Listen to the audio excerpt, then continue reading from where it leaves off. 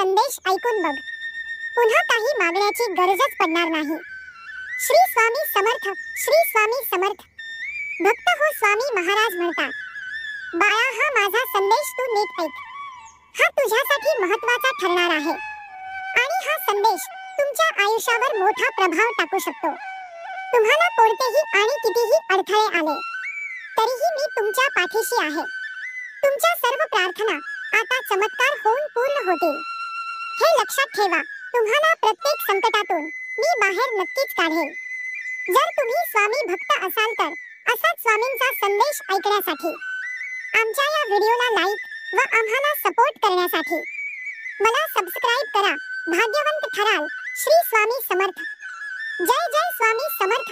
भिवू नकोस, मी तुझ्या पाठीशी आहे.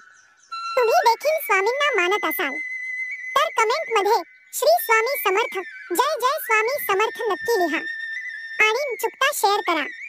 कोणाची सध्याची स्थिती बघून त्याची खिल्ली उडवू नका, कारण काय इतका बलवान आहे की तो सामान्य कोळशाला देखील हिरा बनवतो.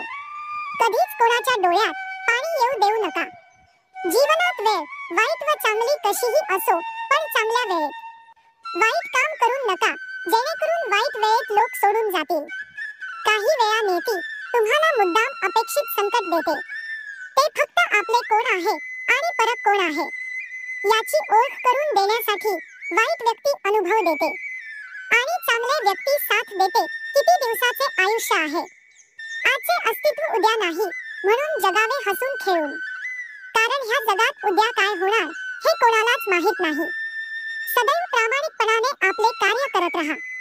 अरे बाळा, उदास असशील तर माझे नाव, दुःखात असशील तर माझे ध्यान, काही मार्ग भेटत नसेल तर माझे विचारात आठव, मी तुझ्या अंतरात्म्यातच आहे.